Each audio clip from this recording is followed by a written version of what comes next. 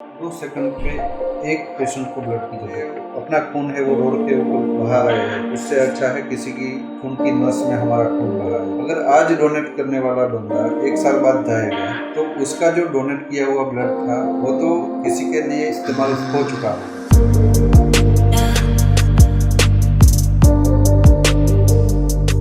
कुदरत के कई अनमोल तोहफे पानी, पेड़, हवा के साथ एक ज़रूरी कीमती तोहफा हमें मिला है, हमारे शरीर में दौड़ता हुआ खून। इंसानों ने कई सदियों से काफ़ी रिसर्च के बाद भी एक बूंद कतरा बनाने में भी असफल रहे। इसके बावजूद भी हम ब्लड डोनेशन को बहुत हल्के में लेते हैं। लेकिन जब हमारे खुद पर या हमारे किसी अपने को ब्लड की ज़रूरत होती है, चाहे वो एक्सीडेंट केस हो, प्रेगनेंसी केस हो या थैलेसीमिया हो, तब जाकर हमें उसकी कीमत समझ आती है।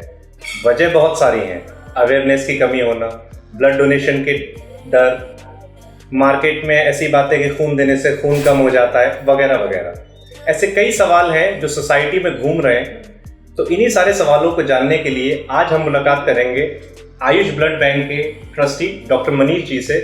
और एक सराहनीय बात ये भी है कि ये खुद में लगभग 60 टाइम्स ब्लड दे चुके हैं। तो डॉक्टर साहब, बहुत बहुत शुक्रिया आपका वक्त देने का। द बिंदास माइंड टीम्स में आपका स्वागत करती है। तो डॉक्टर साहब, जैसे हमने चर्चा की थी, द बिंदास माइंड टीम्स का मोटिव ये है कि हम आम लोगों को ये समझा सकें कि ब्लड डोनेशन का प्रोसेस क्या है।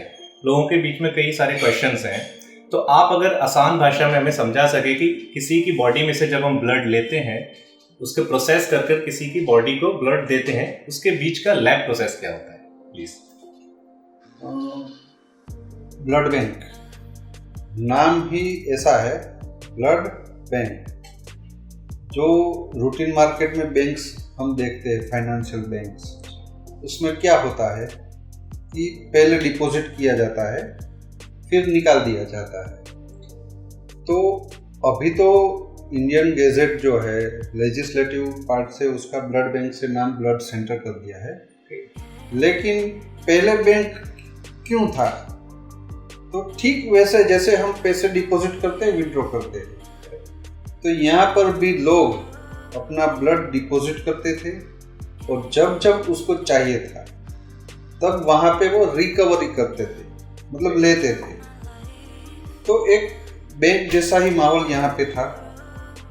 तो ब्लड कैसे लिया जाता है, ब्लड के ऊपर प्रोसेस क्या होती है और ब्लड कैसे लिया जाता है वापस। तो मैं तो सबसे पहले भगवान से यही प्रार्थना करूँगा कि किसी को ब्लड बैंक पे ब्लड की ज़रूरत ना पड़े और खुद किसी के लिए डोनेट करे। तो ऐसी शुभ कामना के साथ आज हमारे साथ बिंदास माइंड, मतलब नाम ही बिंदास है, उन्होंने एक अच्छा इनिशिएटिव लिया है, तो मैं अप्रिशिएट करूँगा।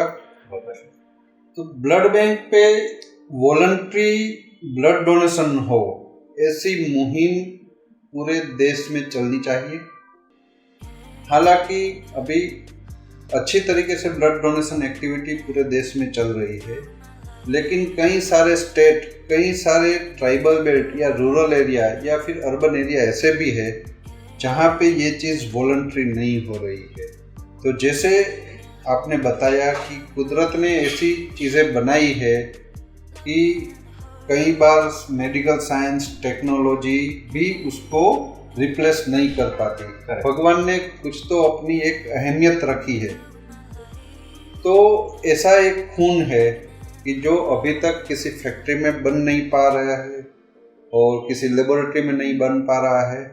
तो ये चीज़ ऐसी है, जब एक बंदा खुद का ब्लड बैंक पे देगा, तभी जाके जो पेशेंट है जिसको ब्लड चाहिए उसको मिलेगा। और बीच में ब्लड बैंक आ रही है जो एक कनेक्टिंग हैंड्स है डोनर और पेशेंट के बीच का। तो वहाँ पे कई सारी प्रोसेस, टेस्ट होते हैं, फिल्ट्रेशन होता है, उसके बाद पेशेंट्स को मिलेगा। तो ये जो पूरी प्रोसेस है वो एक थोड़ा लंबा टाइम मांग लेती है। कई बार ऐसा होता है कि ब्लड बैंक पे ब्लड डोनेट किया और तुरंत हमें नहीं मिल पा रहा है, तो उसके बीच में कई सारी प्रोसेस है जो आप आगे आगे जैसे जैसे बढ़ेंगे तो वैसे वैसे मैं आपको बताता जाऊंगा। तो सबसे पहली अहम चीज़ है वॉलंटरी डोनेशन। अभी तक इंडियन सिनारियो या फिर कहीं पे जहाँ पे डेवलप्ड कंट्री नहीं है और अभी डेवलपिंग कंट्री है, वहाँ पे इतनी मात्रा में ब्लड बैंक पे ब्लड डिपॉजिट या स्टोर नहीं होता है कि जितनी रिक्वायरमेंट है। तो मतलब कहीं ना कहीं ब्लड डोनेशन एक्टिविटी में काफ़ी इम्प्रूवमेंट की ज़रूरत है। रिप्लेसमेंट डोनेशन लिया जाता है कि जब किसी बंदे को चाहिए तभी उसका फैमिली मेंबर, रिलेटिव या फ्रेंड्स ब्लड डोनेट करेगा, उसके अगेंस्ट में उसको ब्लड मिलेगा। तो जब तक ये अवेयरनेस कि खुद पहले डिपॉजिट करे, बाद में एक्सपेक्ट करे कि मेरे एटीएम में पैसे निकले, ठीक है, बिना डिपॉजिट किए तो एटीएम में पैसे आने वाले नहीं है। करेक्ट। लेकिन यहाँ पे कई सारे कुदरत ने भेजे हुए बंदे हैं जो वॉलंटरी ब्लड डोनेट करते हैं, उसके कारण हम इमरजेंसी में हर पेशेंट को ब्लड दे सकते हैं। तो ज़्यादातर लोग वॉलंटरी ब्लड डोनेशन करें ब्लड बैंक पे, ताकि जब किसी पेशेंट को ब्लड चाहिए तो जल्दी वो पेशेंट तक ब्लड पहुँचाया जा सके। तो एक वॉलंटरी ब्लड डोनेशन में अवेयरनेस और वॉलंटरी ब्लड डोनेशन एक्टिविटी ज़्यादा से ज़्यादा हो, वो एक इस जमाने की ज़रूरत है। ग्रेट, बहुत ज़्यादा डिटेल में और मोटिवेशन वर्ड्स थे। तो सबसे पहले शुरुआत हम इसी से करते हैं। ज़्यादातर लोगों का क्वेश्चन यही रहता है कि जब हम ब्लड देते हैं, ठीक है, तो प्रॉपर सिनारियो तो यही रहता है कि जो नर्स या सिस्टर या डॉक्टर्स होते हैं वो पूछते हैं कि भी आपने मेडिसिन ली या आपको कोई बीमारी है या नहीं। बट अक्सर लोग इन्फ्लुएंसिंग ब्लड डोनेट करते हैं तो वो सारी चीज़ें नहीं रिवील करते, ठीक है। कई बार ऐसा होता है कि मेरे फादर खड़े हैं, अब कोई मुझसे पूछेगा कि मुझे कुछ है तो मैं नहीं बताऊंगा। उस केस में क्या होता है, जब आपके पास ब्लड आता है कैंप्स के थ्रू या वॉलेंटरली, तो उसका चेक कैसे होता है, उसमें से क्या क्या कंपोनेंट्स निकलते हैं और वो किसी पेशेंट को चढ़ाने से पहले का क्या प्रोसेस रहता है, उसको आप एक बार आसान भाषा में समझाएंगे तो सारे डाउट्स क्लियर हो जाएंगे। जब एक बंदा खुद से अंदर से पुश करेगा कि मुझे कुछ आज किसी और के लिए अच्छा काम करना है, किसी के अच्छाई के लिए जो काम करेगा, तो वो खुद तो कभी ऐसा चाहेगा नहीं कि मैं कुछ खराब ब्लड किसी के लिए दूं या किसी का बुरा करूं। ये आपने बहुत ही अच्छी बात की कि किसी पेरीफेरी में अपने अगल बगल में कोई अपना रिलेटिव खड़ा है तो वो अपनी कुछ क्वेश्चनर है वो हाइड करेगा। तो इसके लिए अभी जो इंडियन हेल्थ मिनिस्ट्री उन्होंने गाइडलाइन कर दी है कि काउंसिल करना, मतलब डोनर्स के अंदर या पीपल के अंदर जो भी छिपा है उसको बाहर निकालना, उसको एक पॉजिटिव रिस्पॉन्स देना, जिससे कारण अंदर जो भी उसके दिमाग में या पेट में जो भी एक इंफॉर्मेशन है वो बाहर निकल जाए, जिसके कारण उसके ब्लड से हम पेशेंट को कोई इफेक्ट या डैमेज ना हो, ऐसा ब्लड ही कलेक्ट हो। तो एक्सेप्ट किसको करना है, डिफर किसको करना है, वो ब्लड बैंक के जो मेडिकल प्रोफेशनल होते हैं वो डिसाइड करेंगे। लेकिन उससे पहले एक प्रोसेस होती है, उसको एजुकेट किया जाता है कि कैसे ब्लड डोनेट प्रोसेस किया जाएगा, क्या प्री डोनेशन इंफॉर्मेशन उसको दी जानी चाहिए, ब्लड डोनेशन के पहले क्या क्या उसको मेज़र करना है, ब्लड डोनेशन प्रोसेस कैसे करेंगे, और ब्लड डोनेशन के उसके बाद उसको क्या क्या ध्यान रखना है। मतलब कि ब्लड सैंपल आ गया हमारे पास, जैसे कोई भी इंटर्न है या हम रूरल एरिया में गए, हमने ब्लड सैंपल्स लिया है, 100 ब्लड सैंपल्स लिया है XYZ, ठीक है, वी डोंट नो कि वो अल्कोहलिक है, वो सच बोल रहे हैं, झूठ बोल रहे हैं, एजुकेटेड है, फिर भी ब्लड सैंपल हमारे पास आ गया। उसके बाद का प्रोसेस क्या है? उसमें भी कई सारे टेस्ट होगा। ये अल्कोहल वाला टेस्ट तो वहाँ पे नहीं हो पाएगा, लेकिन उसके पहले जो पूरा क्वेश्चन होता है उसमें सब ये पार्ट लिखा हुआ है कि क्या आपने पिछले 24 घंटे में अल्कोहल लिया है कि नहीं लिया है। क्वेश्चंस को अगर हटा दें हम साइड में, हमारे पास जस्ट ब्लड है, ये तो पहले करना ही है। वो हमने बोल दिया, उसने मना कर दिया कि नहीं भी मैंने नहीं लिया है, प्योर हमें डोनर मिला, now the donor comes to us, blood हमने लिया। अब ब्लड से हम क्या करेंगे? वो ब्लड जब कलेक्ट होगा तो उसके ऊपर उसके जो ब्लड सैंपल अलग से पहले से ड्यूरिंग द ब्लड डोनेशन उसका सैंपलिंग लिया जाएगा। वो सैंपल के ऊपर उसका ब्लड से कम्युनिकेट होने वाले डिसीज जैसे HIV है, HCV है, HBsAg है, सिफिलिस, मलेरिया, ये सब सारे जो ब्लड से कम्युनिकेट होने वाले डिसीज है उसका टेस्ट होगा। उसके अलावा उसका ब्लड ग्रुप होगा, एंटीबॉडी टेस्ट होगा, और तब जाके उसको एक लेबल दिया जाएगा कि ये टेस्टेड नॉन रिएक्टिव ब्लड है। तो एक ब्लड डोनेशन से जो लिया गया ब्लड है उसमें से कई सारे कंपोनेंट मैन्युफैक्चर होते हैं, मतलब पीसीवी, प्लाज्मा, प्लेटलेट, क्रायो। तो वो ब्लड कंपोनेंट सेपरेशन किया जाता है और उसके बाद जो जो कंपोनेंट अलग किए उसके अलग अलग टेम्परेचर रेंज है, वो टेम्परेचर रेंज पे उसका स्टोर किया जाता है। ओके, तो दो चीज़ इसमें हमें क्लियर हुई कि जब ब्लड आता है तो ब्लड रिलेटेड जो डिजीजेस हैं वो हम क्वालिटी चेक में करते हैं, और साथ में जो है उसमें से 3 से 4 कंपोनेंट्स आते हैं जैसे जैसे टेक्नोलॉजी बढ़ रही है, यानी एक डोनर 4 से 5 पेशेंट्स को अल्टीमेटली हेल्प कर रहा है, 4 लोगों को हेल्प कर रहा है। उसके बाद टाइम इंटरवल कितना टाइम स्टोर कर सकते हैं टुडेज टेक्नोलॉजी का अगर संदर्भ में बात करें? जो पीसीवी होता है उसमें अगर सेगम प्रिजर्वेटिव है तो उसको 42 डेज तक प्रिजर्व किया जाता है, उसका टेम्परेचर रेंज है 2 to 6 डिग्री टेम्परेचर।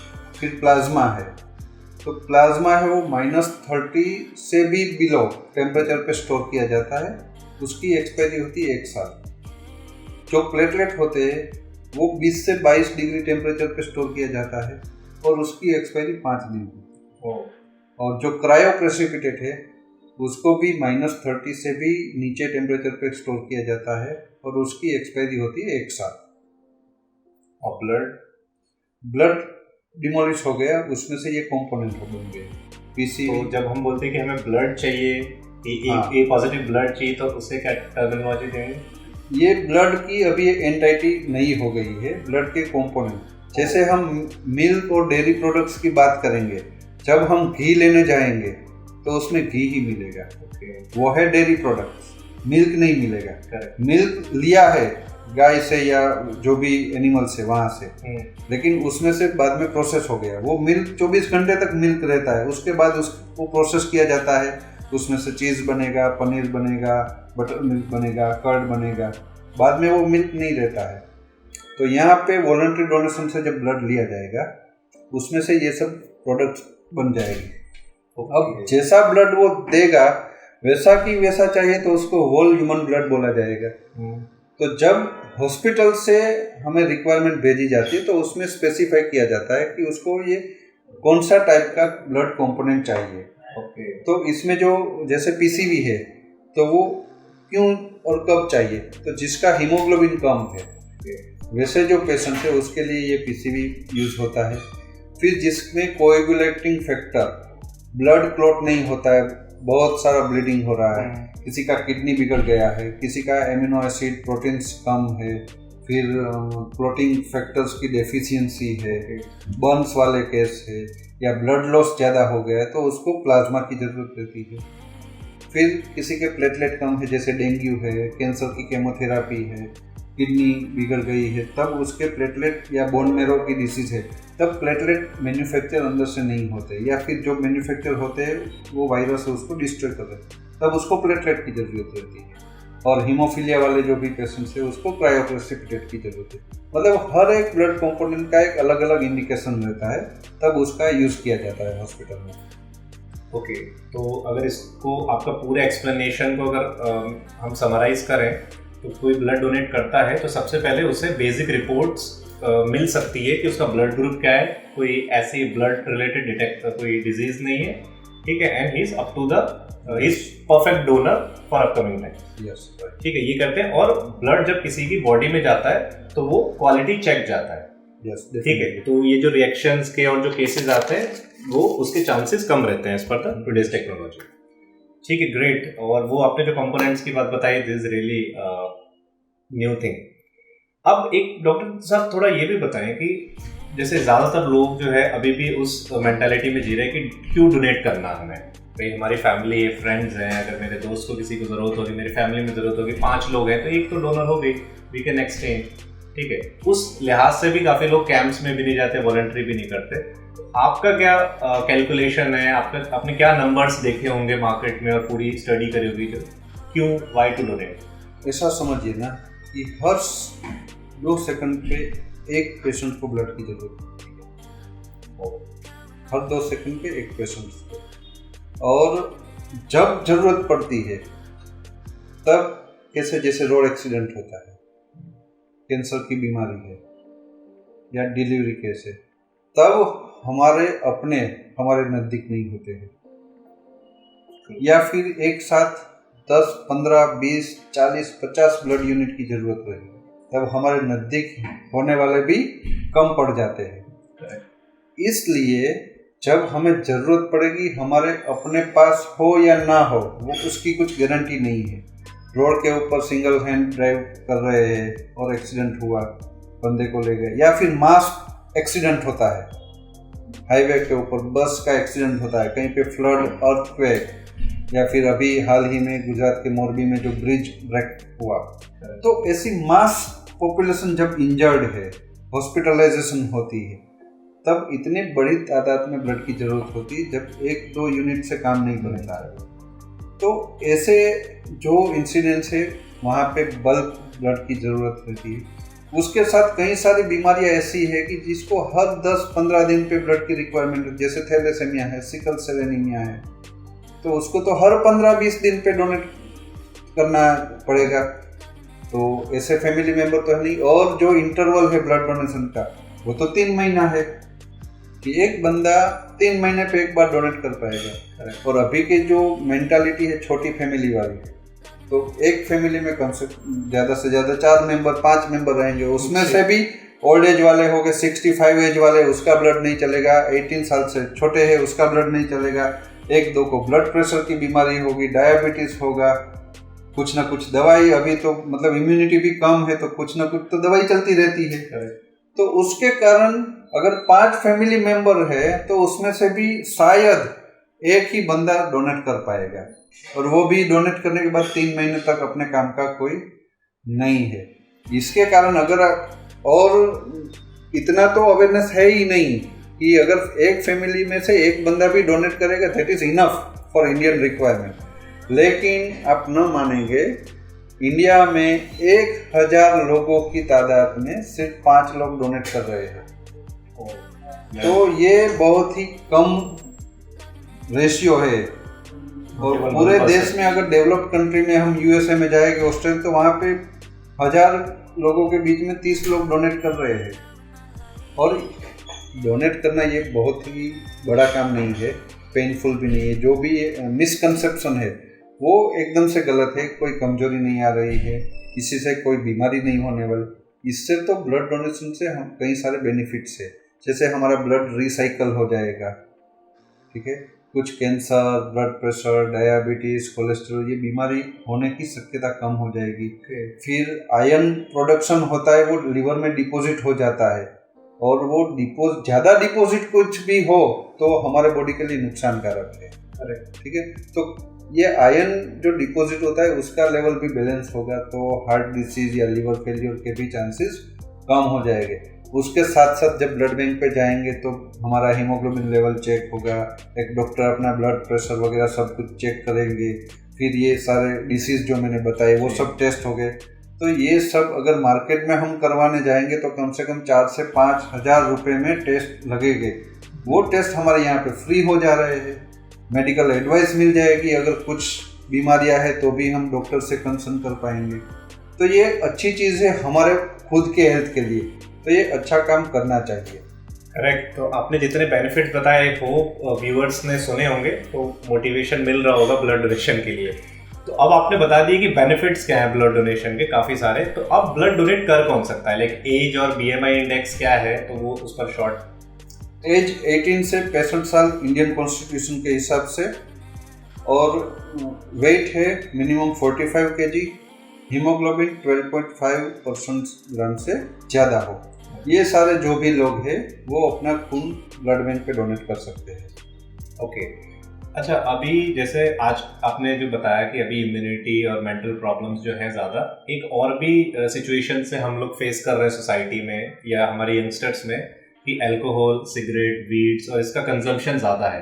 तो ऐसे यंगस्टर्स के लिए क्या वो है मेडिकल साइंस अवेयर करती है कि ब्लड डोनेशन क्या कर सकते हैं कि नहीं कर सकते, कितने इंटरवल में कर सकते हैं?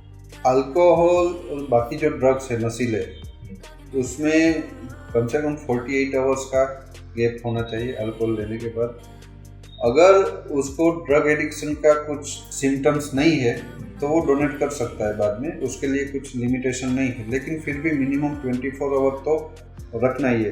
फिर जो इंजेक्टेबल ड्रग्स लेते हैं उनका ब्लड हमें नहीं लेना है, क्योंकि वो जो नीडल्स है इंजेक्शन वो मल्टीपल लोग यूज़ करते हैं और उससे ब्लड कम्युनिकेबल डिसीज HIV वगैरह कुछ भी पास हो सकता है। तो इंजेक्टेबल ड्रग्स वाले या फिर कोई भी ड्रग्स रूटीन में ले रहा है, alcohol, smoke, tobacco, it's normal right now, उनका ब्लड लिया जा सकता है, लेकिन जब डी एडिक्शन फेज पे हो तब। लेकिन इंजेक्टेबल ड्रग्स वाले, वीड्स वाले वो ना दे तो वही सही है। और आज की जनरेशन को मैं एक मैसेज बिंदास माइंड्स की ओर से देना चाहूँगा कि खुद का जो यूथ है, खुद की ताकत है, वो ड्रग्स के रास्ते पे ना ले जाए।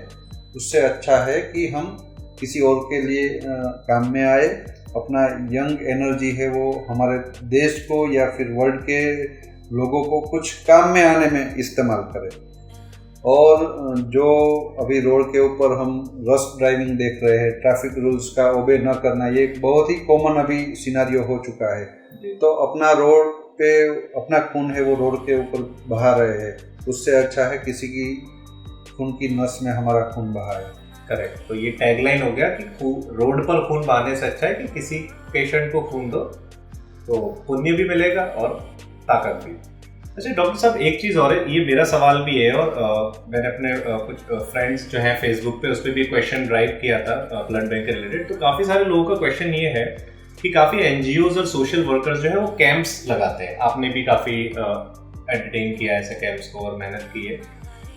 लोगों की शिकायत ये कि हम ब्लड तो देते हैं, लेकिन जब हमारी फैमिली को या हमें रिक्वायरमेंट होती है तब हमें ना वो कैंप वाले लोग मिलते हैं, और जिस लैब में हम जाते हैं वहाँ भी उस लेवल के रिस्पेक्ट और वो नहीं मिलता, और पैसे भी मांगे जाते हैं अलग से।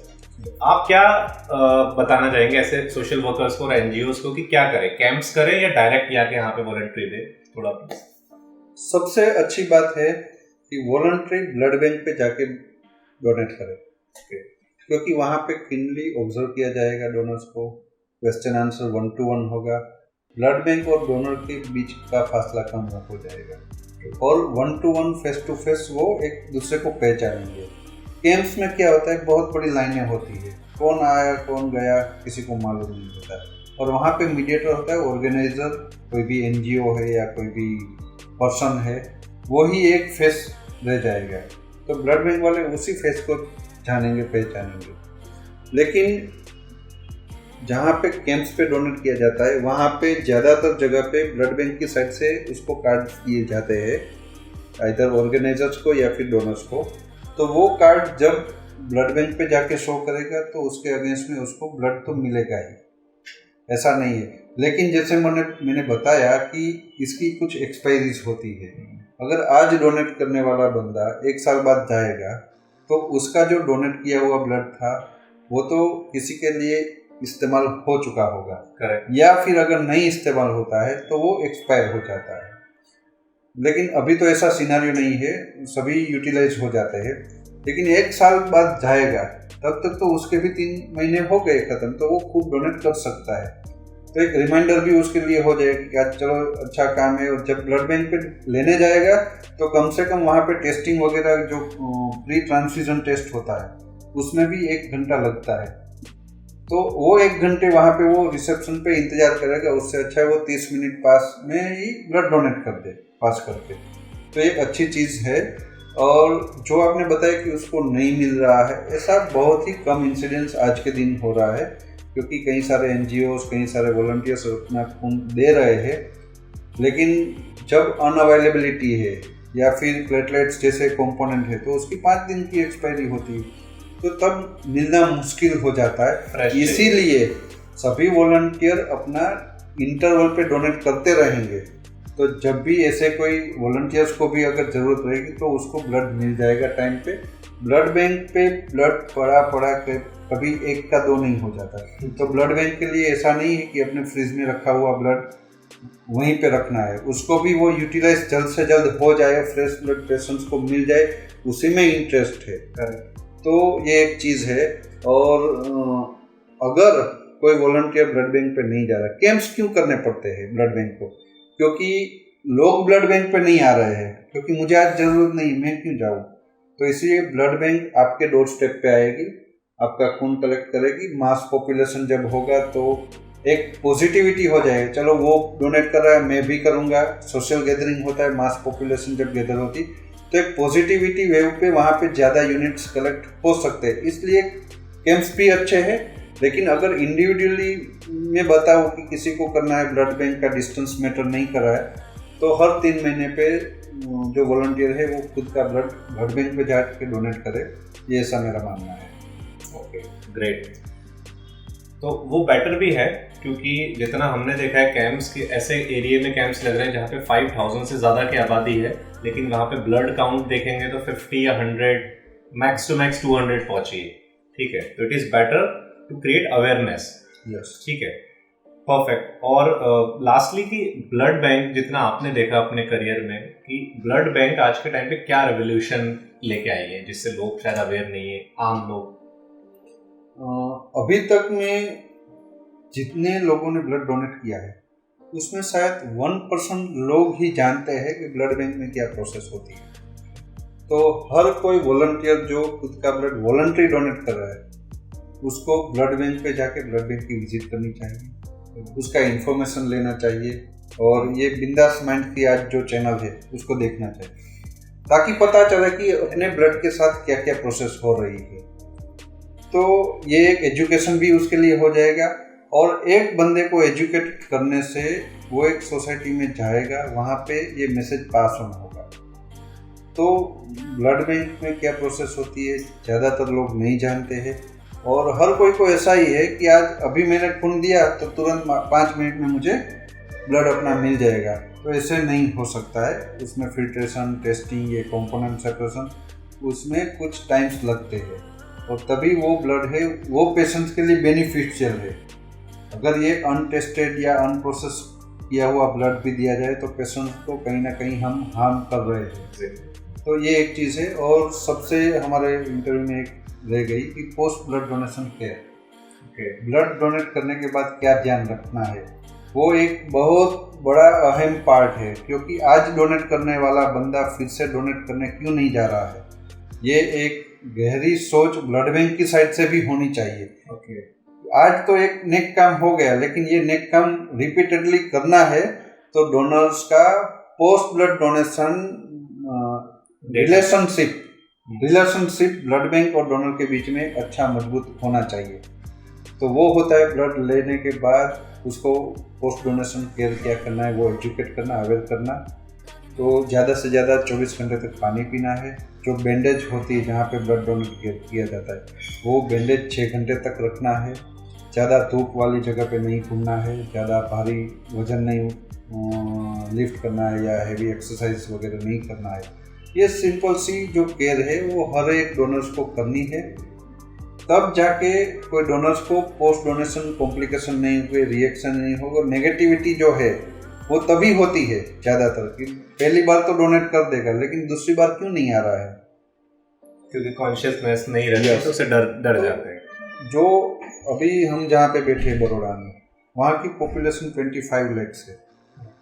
25 लाख में हर महीना बड़ौदा सिटी और पेरीफेरी या स्टेट से जो बगल वाले स्टेट है, एमपी है, राजस्थान है, महाराष्ट्र से भी पेशेंट्स आ रहे हैं। तो हर महीना की ब्लड यूनिट की रिक्वायरमेंट करीबन 10 से 11 हज़ार है, उससे ज़्यादा नहीं। ठीक है, और साल की 1 लाख या ज़्यादा से ज़्यादा 1.25 लाख, 25 लाख की पॉपुलेशन में 1.25 लाख सालाना रिक्वायरमेंट। अगर हम रेशियो देखें तो 25 लाख में बूढ़े बच्चे छोड़ के हम 10 लाख यूथ 18 से 65 के बीच के हो गए। तो वो 10 लाख अगर खुद का डोनेट करने का साल में भी एक बार डोनेट कर दे तो ये 1.25 लाख जो पेशेंट की रिक्वायरमेंट है वो फिल हो जाएगी। तो किसी को ब्लड के बिना ट्रीटमेंट करना पड़े या ब्लड लेने में मुश्किल हो, ऐसी बात नहीं होगी। ग्रेट, मतलब आपने जो डेटा ओरिएंटेड जो फिगर दिया है, okay, that is really appreciable. And I hope कि जो बड़ौदा में या फिर इंडिया में कहीं भी जहाँ तक हमारा चैनल जा रहा है, सुन रहे लोग, ठीक है, इस चीज़ को कंसिडर करेंगे कि हमारी पॉपुलेशन का 1% भी यूथ जो है वो डोनेशन की तरफ नहीं आ रहा, इसलिए जो है इतनी ज़्यादा दिक्कतें आ रही हैं ब्लड डोनेशन को लेकर। डॉक्टर साहब, आखिरी बात, जस्ट बिकॉज क्योंकि हम बैठे हैं, तो जो लोग द बिंदास माइंड से जुड़े हैं और जो लोग इसके जरिए आयुष ब्लड बैंक से, Ayush blood centre, now it's not a bank, its centre से जुड़ेंगे या वॉलंटियर लेंगे, तो उनके लिए क्या बेनिफिट्स आप ऑफर करोगे? जो वॉलंटरी डोनर्स आ रहे हैं उसको तो मैं सबसे पहले ऐसा बोलूँगा कि सबसे अच्छा बेनिफिट है, आपके टेस्ट यहाँ पे फ्री हो रहे हैं। आपको एक पुण्य मिल जाएगा कि जो और किसी को नहीं मिल रहा है, मतलब एक सेटिस्फेक्शन, लेवल ऑफ सेटिस्फेक्शन कि आज मैंने अच्छा काम किया, ये सेटिस्फेक्शन बाकी लोगों को नहीं मिल रहा है। तो एक एडवांटेज है खुद का। दूसरा है कि उनके फैमिली मेम्बर्स को कभी भी अगर ब्लड की रिक्वायरमेंट रहेगी तो उसको हम free of charge blood provide करेंगे। जो वॉलंटरी डोनर्स है उसको ये एडवांटेज आयुष ब्लड सेंटर की ओर से दिए जाएंगे। फिर उसको टोकन ऑफ थैंक्स कुछ ना कुछ हम आर्टिकल्स, रिफ्रेशमेंट प्रोवाइड करें, जिसके कारण वो मेमोरी खुद की फैमिली के ले जाएगा और अपने फैमिली को एजुकेट करेगा, मोटिवेट करेगा कि चलो मैं ये अच्छा काम करके आया हूँ, ये अच्छी निशानी मेरी है जो मैंने आज नेक काम किया है। तो ये एक हमारी साइड से उनको बेनिफिट है। इसमें जस्ट टू द करेक्शन, क्योंकि फ्री ऑफ चार्ज का मतलब जो प्रोसेसिंग फीस होती है वो भी पे ऑफ हो जाएगी। ओके, यानी कोई एक कंपोनेंट अगर है रिलेवेंट तो वो कंपोनेंट एज इट इज उसे दे दिया जाएगा एक्सपायरी डेट के अंदर में। That is really great. तो आई होप व्यूअर्स ने ये चीज़ देखा होगा, समझा होगा। तो आपको जब भी लगे तो आप द बिंदास माइंड टीम को कांटेक्ट कर सकते हैं, कमेंट बॉक्स में डाल सकते हैं, और सर की फेसबुक, व्हाट्सएप पे अवेलेबल है, यू कैन कॉन्टैक्ट देम। ठीक है। सो डॉक्टर साहब, थैंक यू सो मच, आपने बहुत टाइम दिया इतने बिजी शेड्यूल में। आई होप कि इससे ज़्यादा से ज़्यादा वॉलंटियर्स जुड़ेंगे। ठीक है। एंड वी विश कि कंट्री जिस फेज में डेवलप कर रही है तो हम इस फील्ड में भी डेवलप करेंगे कि कोई पेशेंट इंडिया में ब्लड की वजह से अपनी जान नहीं खो। जय हिंद।